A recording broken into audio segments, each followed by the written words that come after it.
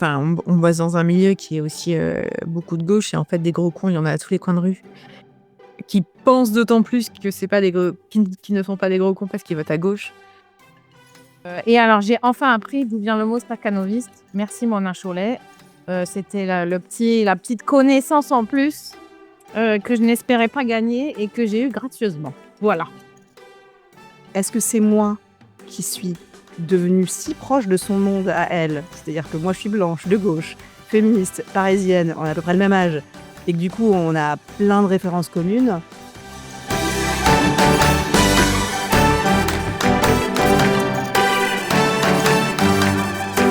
Bonjour à toutes et à tous et bienvenue au Madame Boss Book Club, un podcast pour discuter entre copines de livres qui nous aident à avancer dans nos vies. Je suis Agnès et je suis accompagnée de mes acolytes et amies, Hélène et Marie. Nous lisons et débattons pour vous de livres variés, de business, de développement personnel ou encore des mémoires pour conjuguer notre amour de la lecture et de la critique. Tout ceci dans la bonne humeur et saupoudré de quelques fous rires, car c'est avant tout une discussion entre copines. Rejoignez-nous pour une demi-heure qui vous donnera ou pas envie de lire et qui, on l'espère, vous fera sourire.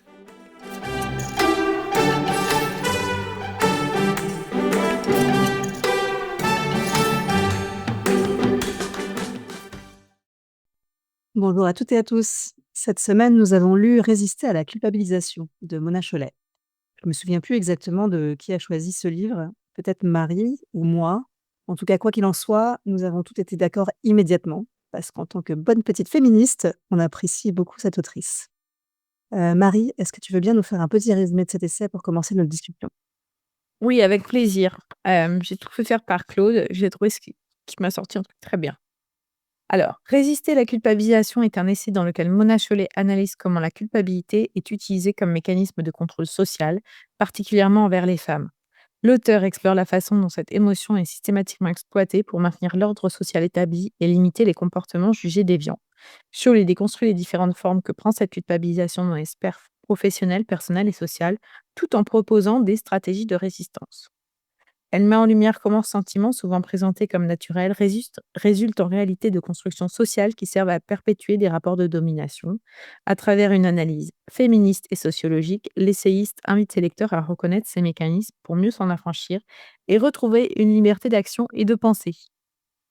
Un petit mot sur Mona Chollet, elle est journaliste et essayiste franco-suisse.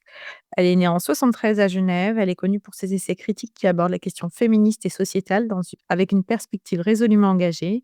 Parmi ses œuvres marquantes figure Sorcière, la puissance invaincue des femmes en 2018, qui analyse la figure de la sorcière comme symbole de résistance féministe. Chez soi, une odyssée d'espace domestique en 2015 qui repense la notion de foyer et Beauté fatale en 2012 qui critique l'industrie de la beauté.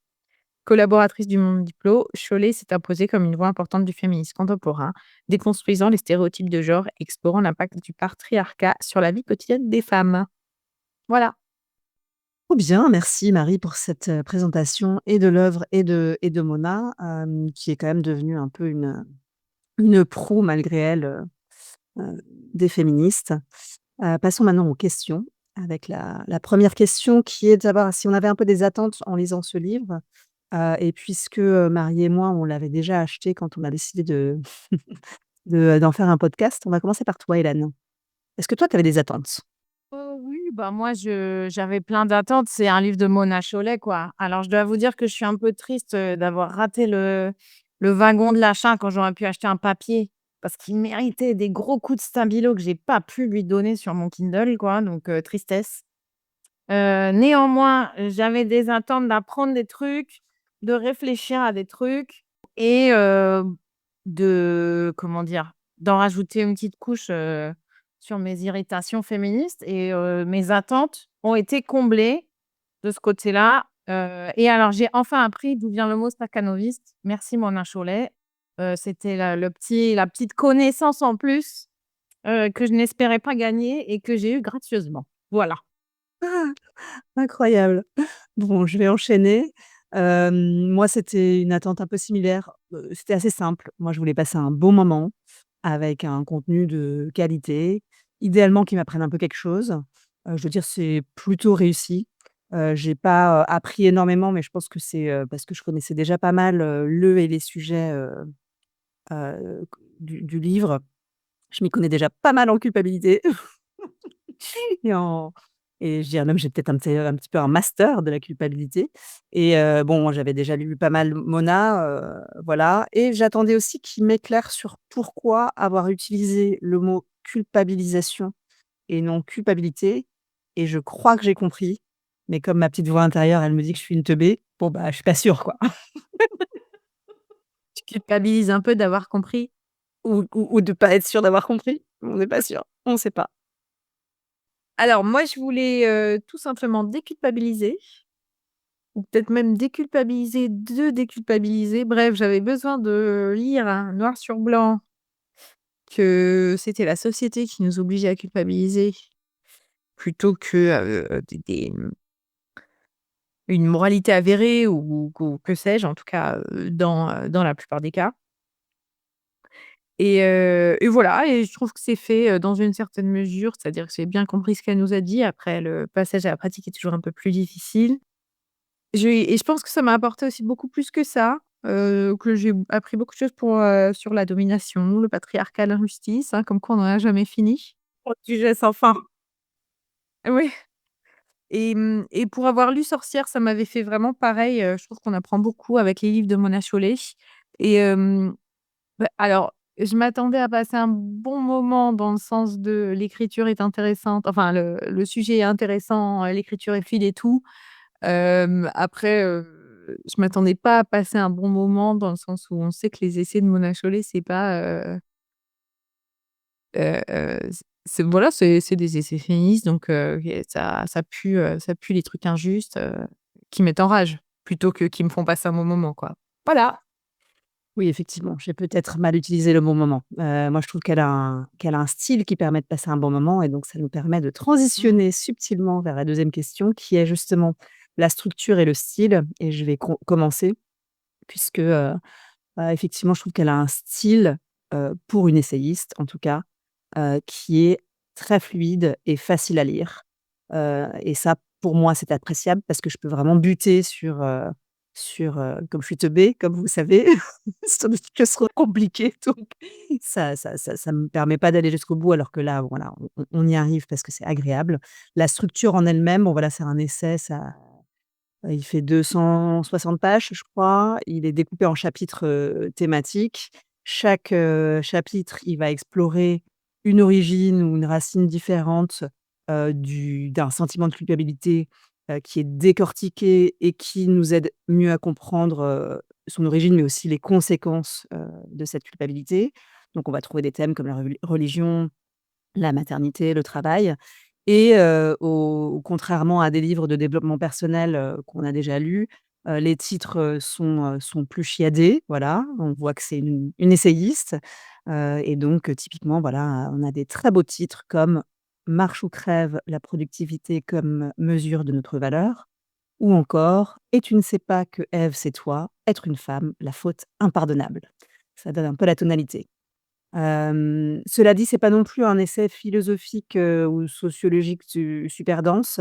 Elle mélange quand même des références, journalistiques, pas mal d'expériences personnelles et avec des sources qui sont assez contemporaines, voire même un peu pop culture. Je crois que ça lui est déjà d'ailleurs, parfois reproché. Moi, j'ai trouvé que ça rend, voilà, justement le contenu très abordable, très facile d'accès. Agréable et facile à lire et il y a même pas mal d'humour, ça c'était plutôt sympa et puis après sur l'édition, moi c'est une collection que je trouve très belle, je trouve que c'est un beau livre à avoir donc je suis dégoûtée pour toi Hélène et je pense que je vais te l'offrir, parce que c'est un beau bouquin à mettre dans sa bibliothèque, surtout quand on a toute la collection, c'est un peu comme des cartes Pokémon, voilà, j'ai toute la collecte de Mona Cholet. Les coupes sont belles, la typo hyper jolie, voilà. Mmh. Envie de dire aujourd'hui. Marie? Bon, moi, je suis d'accord avec tout ce que tu as dit. C'est un beau livre, qui est très fluide. J'aime beaucoup effectivement, ces petites anecdotes perso. On sent aussi qu'elle se qu'elle se remet beaucoup en cause et qu'elle a pas, enfin on sent elle le dit très clairement, elle va, elle a pas honte de revenir sur des choses passées, voilà, qu'elle regrette peut-être maintenant, où elle se rend compte que justement elle aurait pu agir un peu autrement, tout en reliant ça à la culpabilité et cetera, donc voilà, très bien, fluide, facile à lire, je l'ai écouté en audio. Je pense qu'il était, peut-être même plus sympa, à lire qu'à écouter en audio, voilà. Hélène?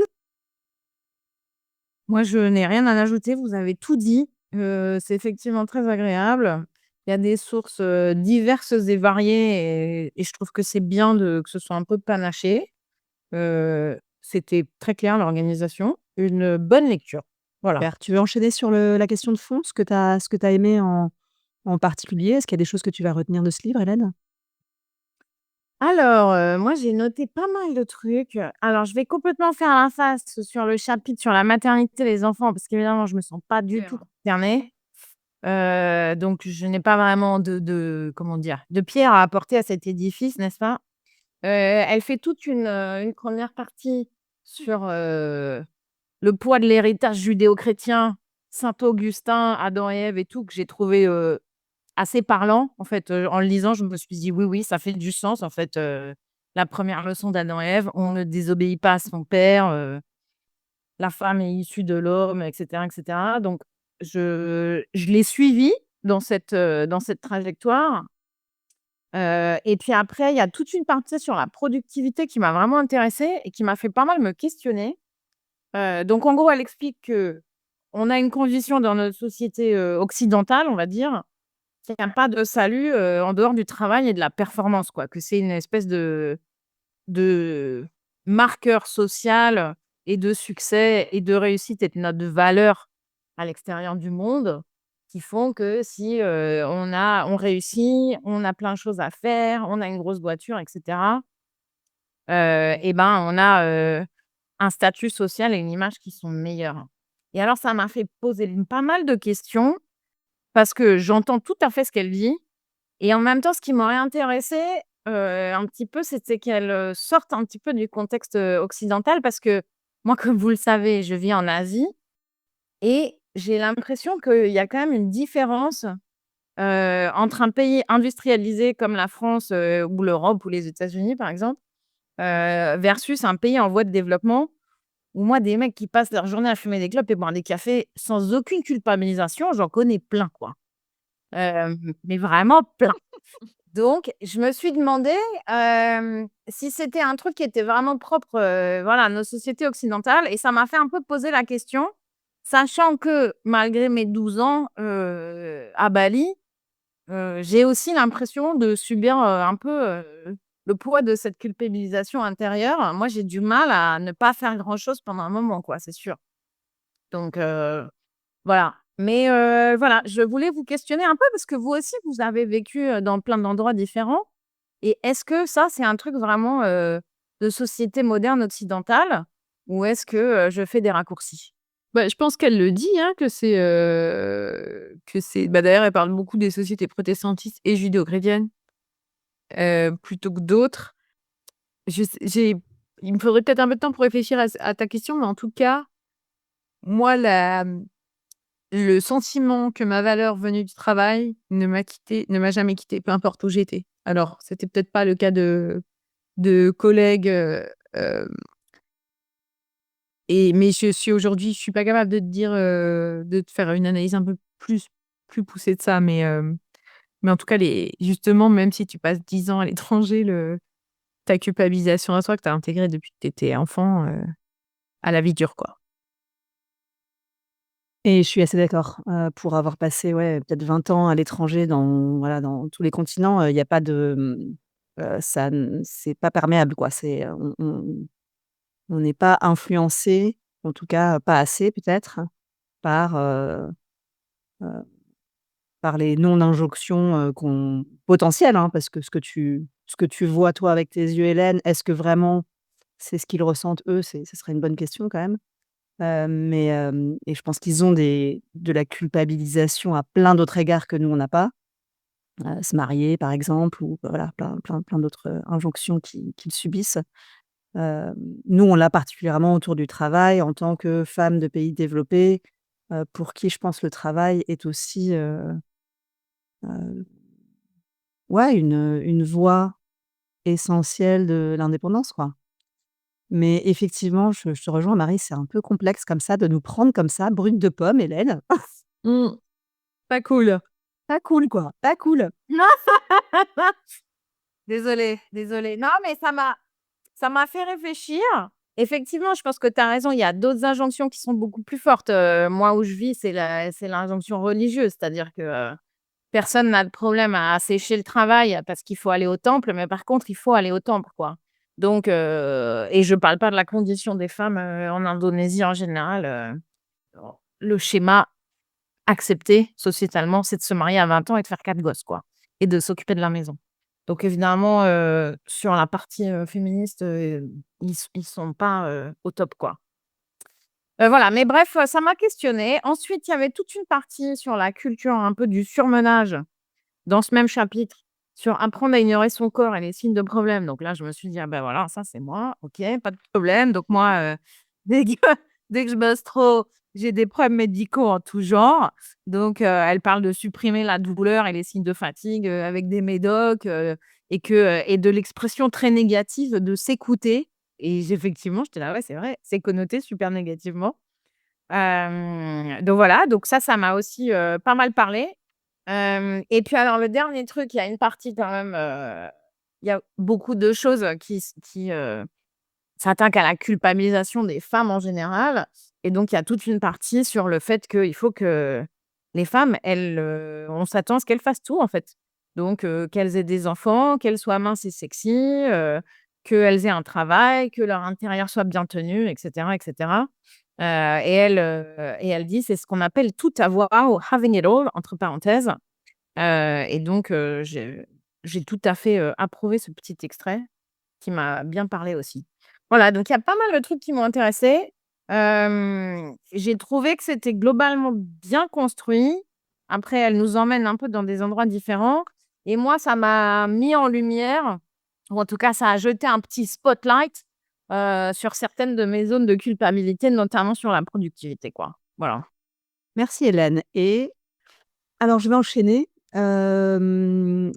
J'ai alors pour ma part, je vais dire surtout que j'ai apprécié son message principal qui est un peu en filigrane, surtout à travers de tous les chapitres, tout le livre, qui est cette petite voix intérieure là de la culpabilité, que moi je connais, hein, pour l'avoir expérimentée, à travers toute ma vie, mais à des degrés plus ou moins forts et vous avez été témoins toutes les 2 d'un moment où cette voix était extrêmement forte quand ça allait très mal et puis, aujourd'hui, bon, elle est toute petite donc tout va bien, mais voilà, elle est là, elle ne nous sert absolument à rien. C'est-à-dire que non seulement elle ne nous sert pas à être, plus performante ou, à être, à faire mieux, en fait, elle nous dessert et elle est là pas à cause de nous. Elle est là parce que d'une forme ou d'une autre, on est opprimé, quoi. Que ce soit par la société, nos parents, l'école. En fait, elle s'est construite petit à petit, chez nous toutes, on va dire, d'une présence plus ou moins forte et paradoxalement, elle est là parce qu'on est opprimé et elle nous permet d'être encore plus opprimés. Enfin, elle permet, aux autres de nous opprimer encore plus, quoi. Et d'ailleurs cette voix elle existe, voilà, surtout dans la tête, des femmes. En tout cas autour de moi, je ne connais pas beaucoup de mecs, qui se sentent concernés par, cette petite voix quand je leur en parle, mais aussi par, plein d'autres groupes marginalisés, voilà, les personnes de couleur, des personnes qui sont nées sur d'autres continents, les personnes en situation de handicap et cetera. Donc je serais quand même curieuse aussi de savoir, voilà, s'il y a une étude qui montre, voilà, de quelle manière cette proportion existe aussi dans la tête des dominants et à quoi c'est lié? Et j'imagine que dans la tête des personnes dominantes, ce sera toujours lié à peut-être la petite enfance ou, à des traumas, spécifiques. Mais ce que je retiens principalement, c'est que voilà, se culpabiliser pour, ses défauts comme ses qualités, ça sert à rien. Culpabiliser parce qu'on est victime de violences sexuelles, par exemple, et qu'on a eu le culot de juste vivre, sortir dans la rue, aller dans un bar ou dans une fête. Bon, bah, ça nous sert, juste à nous empêcher, en fait, d'aller, nous plaindre de cette situation Mais de la même manière, culpabiliser de ses privilèges, de se dire: «Ah, je suis bourgeois, je suis éduqué, je suis né en France, je suis blanche, j'ai la bonne couleur de peau». En fait, c'est stérile si tu en fais pas quelque chose. Si c'est juste, culpabiliser de ta situation, c'est pas utile et elle en parle pas mal dans le chapitre sur le militantisme, qui est un des chapitres qui m'a pas mal plu. Puisque comme je travaille dans un milieu relativement engagé, militant depuis des années, elle donne pas mal d'exemples, justement sur qu'est-ce que c'est être une bonne féministe et comment entre féministes ou entre écolos, on se juge, on se juge, on se flagelle, on s'auto, flagelle en permanence et du coup, on utilise beaucoup d'énergie, en fait, à utiliser nos armes, qu'on construit ensemble pour se battre contre, le grand extérieur, quoi, contre, les anti-écolos et cetera et que finalement on se retrouve parfois à l'utiliser contre, nous-mêmes, en tant qu'individus et contre nous-mêmes en tant que groupe et ça, j'ai trouvé ça assez intéressant. Après sur les sujets, voilà, elle parle de maternité, elle parle du corps, elle parle de la sexualité, de la carrière, et elle analyse pas mal les injonctions contradictoires. Voilà, comme tu disais Hélène, il faut être, femme, mince et en bonne santé, il faut être une mère parfaite, mais aussi une professionnelle accomplie. Il faut être naturelle, mais tout en étant soignée. Bon, moi, je suis une femme qui travaille, j'ai un gros problème, enfin, j'ai longtemps eu un problème avec le travail. Bon, comme on sait aujourd'hui, beaucoup moins. Je suis beaucoup plus à l'aise avec le fait de travailler moins ou peu. J'évolue dans des sphères assez engagées, où il y a des gros problèmes de culpabilisation. Et puis en plus, j'ai un corps et je suis une femme, donc j'ai été, sexualisée et dans mon cas, malgré moi et bien avoir même, un corps, l'âge d'avoir eu un corps de femme. Et puis je suis une mère, donc je suis un peu concernée par tous les chapitres, mais j'ai pas envie de parler de tous les chapitres du tout. Sur les enfants, pour info, puisque je vais être la seule à en parler, je pense, elle cite beaucoup Caroline Goldman. C'est une psychologue, assez connue qui écrit des livres et qui fait des podcasts pour donner des conseils, parentaux. Donc moi je connais, mais qu'on peut qualifier de anti-woke. En gros, elle te dit que c'est, complètement OK de punir ton enfant et de lui crier dessus quoi, on va dire, schématiquement et elle est contre la parentalité positive et donc c'est un peu l'ennemi de Mona Chollet, clairement et bon, je suis assez d'accord avec elle, on a un problème avec, se dire qu'un enfant, qui est bruyant à 3 ans, c'est un tyran. C'est pas un tyran, il a 3 ans, il fait du bruit. Par contre, contrairement à Mona Chollet, moi, j'ai un enfant, donc c'est aussi très pénible de voir un enfant de 3 ans qui fait trop de bruit et dans ce chapitre, elle nous donne pas franchement de solution, hem et j'en ai pas non plus, malheureusement. Voilà, donc ça m'a quand même, intéressée de lire ce qu'elle avait à dire en tant que femme, sans enfant sur la maternité, et sur les enfants et puis sur le travail, effectivement, bon je vais pas redire ce que tu as dit Hélène, ça m'a beaucoup questionnée, heu et heu et particulièrement sur la réflexion sur le fait que, on nous culpabilise quand on kiffe notre travail. C'est-à-dire que c'est culpabilisant de pas en avoir, mais par contre si tu kiffes ton taf, il y a une petite voix quand même, de la société qui te dit: «Faut quand même que ce soit un peu dur. Faut quand même que tu en chies un peu et que tu mérites. Faut pas, c'est difficile de dire juste, "Moi je kiffe mon taf, et je gagne bien ma vie, c'est génial"».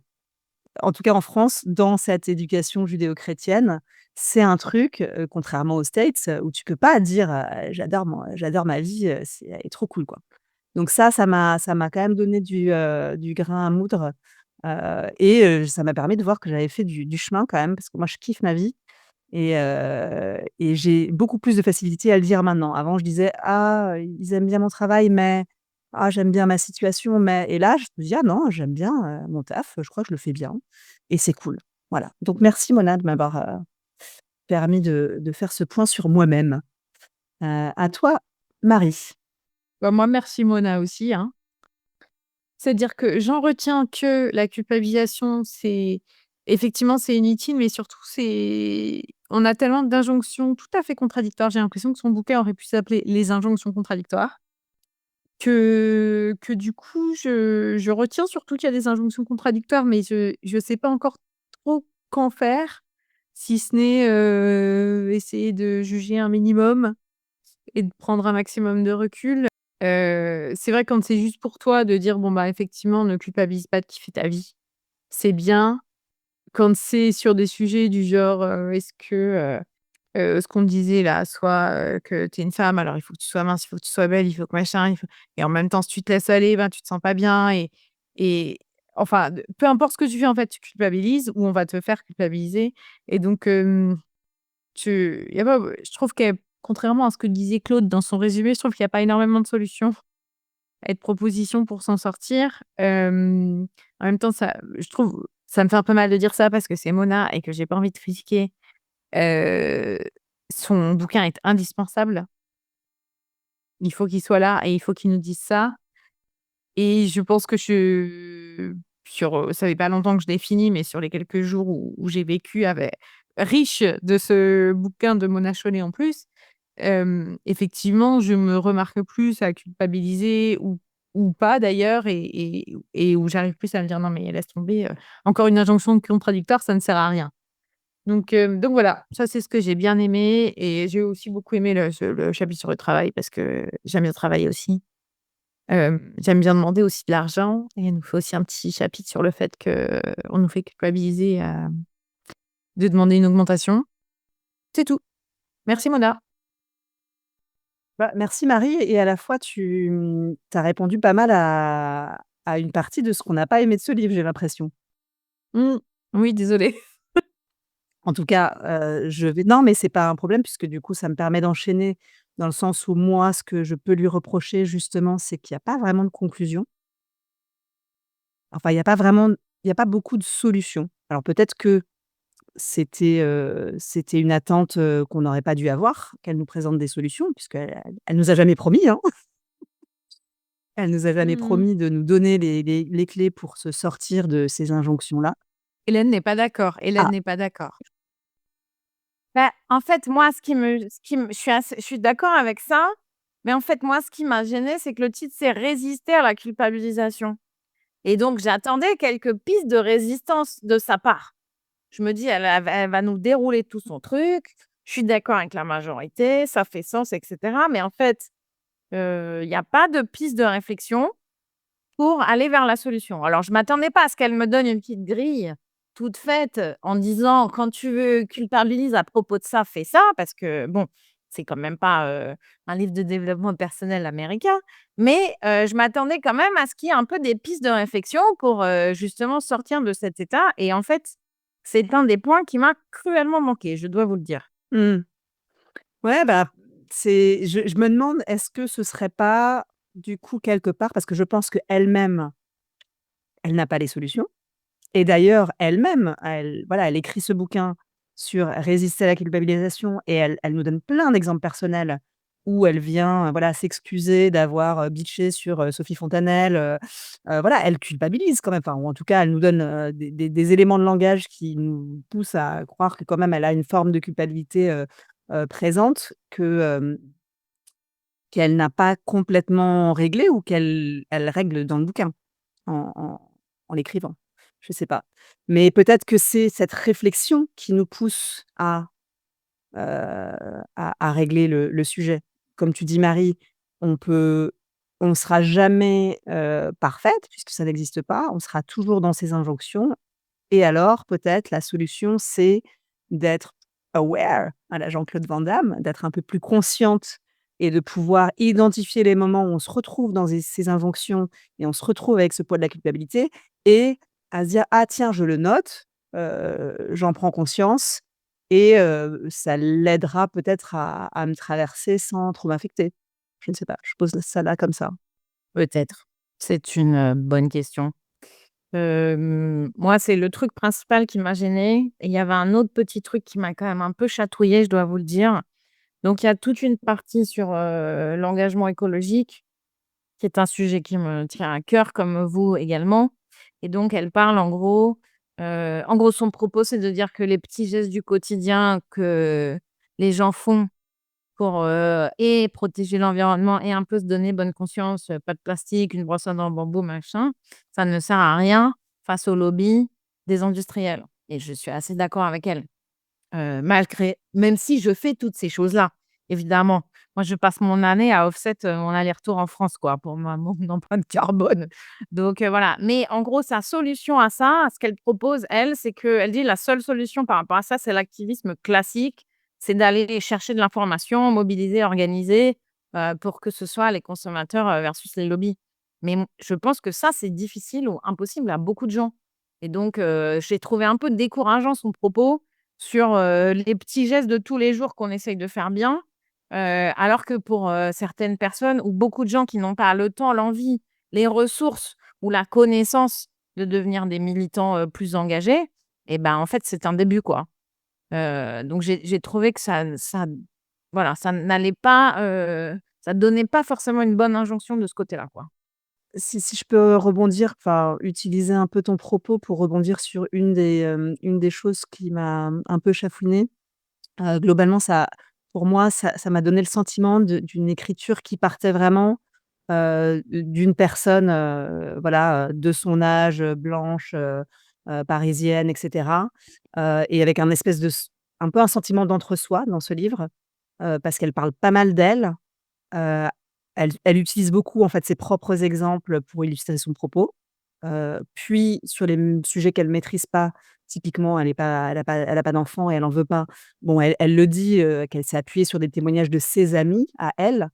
Hem, j'ai remarqué qu'elle citait aussi, souvent, Grégoire Chamaillou qui, en tant qu'auteur, mais c'est aussi, en fait, l'éditeur de son bouquin, qui est un mec, génial, hein, c'est pas le sujet. Mais voilà, et ça m'a fait tiquer en me disant: «Est-ce que c'est moi qui suis devenue si proche de son monde à elle?» C'est-à-dire que moi, je suis blanche, de gauche, féministe, parisienne, on a à peu près le même âge et que du coup, on a plein de références communes. Ou est-ce qu'elle a un peu moins sourcé, son essai que d'habitude? Ou ça me choquait moins, en tout cas dans ses premiers essais, parce que j'étais moins féministe peut-être, enfin moins dans sa littérature, et que donc effectivement ça donnait un prisme, ces conseils venaient d'un prisme, voilà très connoté quoi, enfin très, voilà un peu «entre soi» entre guillemets. Ça m'a pas gênée dans le sens où je suis dans une zone de confort, puisque je suis très proche de tout ça. Heu, mais contrairement à d'autres ouvrages, j'ai eu le sentiment d'un petit peu moins apprendre ou que ça m'ouvre un petit peu moins l'esprit vers des nouvelles idées puisque, c'est des idées entre guillemets «que j'ai déjà» et beaucoup grâce à elle. Heu, je ne sais pas comment voilà, si ça s voilà, ça m'a donné un sentiment peut-être de pas s'être complètement mis à la place d'autres personnes. Ouais, je veux bien enchaîner là-dessus, juste que, c'est vrai que moi, ça m'a à un moment, je me suis dit: «Putain, il en fait des tonnes sur, c'est quand même quelqu'un de gauche, il devrait savoir un peu mieux que ça, être un peu mieux éduqué que ça sur la question» ou on pourrait penser qu'il serait mieux éduqué que ça. Hem et je trouvais que c'est un peu trop, enfin, être de gauche, ça a jamais été une caution, d'intelligence, peut-être de bien-pensance, mais donc voilà et pour aussi avoir, enfin, on bosse dans un milieu qui est aussi, beaucoup de gauche et en fait, des gros cons, il y en a à tous les coins de rue, qui pensent d'autant plus que c'est pas des gros qui ne sont pas des gros cons parce qu'ils votent à gauche. Donc voilà, donc ça c'était un peu voilà, il y avait peut-être un tout petit peu trop de ça à mon goût. Je peux pas vous dire combien de trop parce que en fait, je suis incapable de c'est juste qu'à un moment, je me suis dit: «Oh là là, c'est bon, quoi» et je voulais aussi dire que moi, le chapitre sur les enfants et la mère, bon, bah, de base, je suis alignée contre le sujet, ça m'intéresse pas et hem et beh, je veux dire pas juste chez Mona, hein, vraiment, partout donc du coup, j'ai fait aucun effort et j'avais les mains prises donc je n'ai pas pu passer à autre chose, j'étais obligée d'écouter, c'était très long, hem et à un moment, je me suis dit: «Oh là là, mais elle en fait des tonnes et où est-ce qu'elle veut en venir et c'est quoi le rapport et tout?» et après, je me suis dit: «En fait, c'est ça que» il y a certains mecs qui lisent le chapitre sur la culpabilisation du viol et ils doivent se dire la même chose. Ils sont d'accord sur le principe, faut pas taper les enfants, faut pas violer les femmes, faut les croire et tout. Et après ils lisent le truc et ils disent: «Oh là là, on en a marre. Pourquoi on nous raconte toujours des trucs comme ça? On en a rien à foutre». Donc voilà, j'ai un peu vécu, mes 2 heures de vieux mec blanc à travers son bouquin. Alors c'est marrant que tu dis ça parce que moi justement qui suis et une mère et donc je suis concernée par le chapitre mère et le chapitre, être une bonne mère, enfin tu vois? Le chapitre des enfants et l'injonction à être une mère, parfaite. C'est des chapitres où j'ai rien appris. Alors je me suis dit: «Ils sont intéressants, je pense, pour des personnes qui, ne sont pas parents, ne veulent pas l'être, ou sont au début, enfin au niveau un peu entre guillemets, 0 de, la littérature là-dessus. Il s'avère que moi j'ai beaucoup lu là-dessus donc c'est pas une, Mona n'est pas fautive d'entre guillemets de rien m'apprendre là-dessus. C'est juste qu'on a voilà, j'ai les mêmes références qu'elle et donc j'avais déjà lu beaucoup ce qu'elle cite. Mais je me suis dit que ça serait intéressant justement comme chapitre vu que c'est pas très lourd. C'est pas je les trouve pas très longs, à lire en tout cas. Ah, ça fait 90 pages les 2. Ah ouais? J'ai eu l'impression, moi, de me taper une litanie, en audio, je crois que ça fait 3 heures, hein, les 90 pages En audio, c'est très long. et de me taper une litanie sur: «Oh là là, on tape les enfants». Non, mais encore une fois, c'était, mes 2 heures, un peu mec blanc, c'est pas du tout, ouvert ce que je suis en train de commenter là-dessus, mais c'était lourd, quoi. Ouais, bah, c'est super intéressant que tu le dises parce que moi je me suis dit: «C'est typiquement des chapitres que je conseillerais à des gens, de lire, ceux qui ne connaissent pas encore, tu vois? De lire, mais pas à voilà, c'est moi mes copines féministes qui sont déjà, mères et qui sont déjà posées des questions sur justement, l'injonction d'être une mère parfaite, avec qui j'ai déjà eu des discussions de pourquoi moi je sors jusqu'à 4 heures du mat à Beyrouth, quand j'ai un enfant de 6 mois, parce que justement c'est une forme pour moi de me libérer justement de cette culpabilité, en plus d'être fatiguée alors que tu es déjà fatiguée, bon, bah, voilà, toutes ces meufs-là, je vais pas leur dire de lire ce livre-là puisque, si tu t'es déjà posé la question et que tu as déjà fait des recherches, tu vas pas forcément, apprendre quelque chose dans ce livre. Néanmoins, pour la majorité des autres gens, c'est-à-dire la majorité des gens, je trouvais quand même que c'était, une bonne introduction qui n'en faisait pas trop, mais qui te permettait quand même de faire, le tour, de toutes les injonctions qui nous pèsent. Eh bien, merci pour ces interventions et ce débat, très intéressant, j'ai trouvé.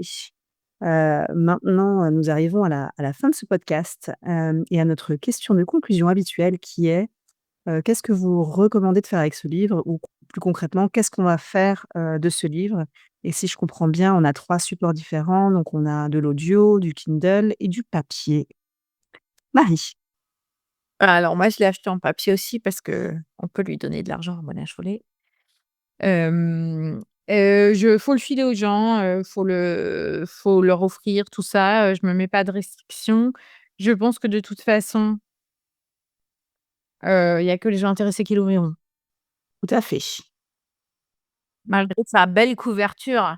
Alors moi, bah, Agnès, comme tu t'es proposé de me l'offrir, j'espère que tu vas le faire la prochaine fois que je suis en France. Car j'aimerais bien, je pense, le reprendre dans quelques mois et le restabiloter partout. Et moi aussi, je pense que c'est un bon livre à offrir. Je voulais l'offrir à ma belle-sœur, mais elle l'avait déjà acheté. Elle m'a pris de court, donc je l'offrirai peut-être à d'autres gens, car je pense qu'il mérite une petite lecture pour pas mal de gens. Voilà. Alors moi, je l'ai offert à ma belle-sœur. C'est drôle.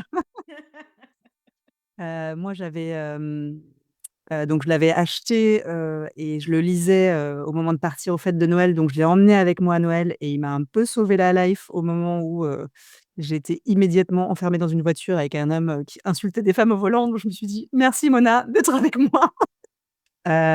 Et à la fin des vacances, c'était pas prévu que je l'offre, mais je l'ai offert spontanément à ma belle-sœur, qui, je sais, a aussi une petite voix intérieure, culpabilisante, assez forte. Il s'avère que je l'ai, recontactée, avant, il y a quelques jours là pour lui demander, parce que justement j'avais, écorné quelques petites pages de notes, et là elle m'a avoué qu'elle n'avait pas réussi encore à le lire parce que c'était trop dur pour elle. C'était trop dur pour elle, de l'aborder justement parce qu'elle a cette voix, voilà. Donc je pense qu'il fait du bien, il peut faire du bien et puis effectivement les gens quand ils le lisent, quand ils sont prêts ou s'ils sont intéressés. Moi perso, je vais donc le racheter déjà pour ma bibliothèque parce que ça fera joli et que je serai contente de l'avoir et puis je vais le racheter aussi pour te l'offrir Hélène. Ah Voilà, pareil. merci. Voilà, c'est tout ce qu'on avait à dire pour aujourd'hui. Merci de nous avoir écoutés.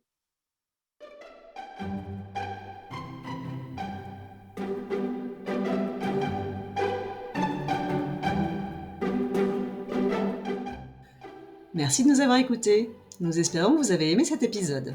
Madame Boss, c'est avant tout 3 copines. Hélène, Marie et Agnès.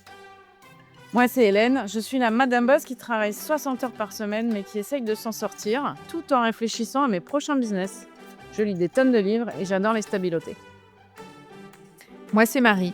Je suis la Madame Boss qui se déclare sceptique du développement personnel, mais qui passe mes week-ends à faire des programmes pour atteindre mes objectifs. Et moi, c'est Agnès. Je suis la Madame Boss qui ne se souvient pas de tout ce qu'elle lit, mais qui adore les podcasts, les copines et le temps libre qui nous permet de vivre de nouvelles expériences. Si vous voulez nous soutenir, n'hésitez pas à laisser une note sur votre application de podcast préférée ou à nous envoyer un petit message. Merci et à bientôt!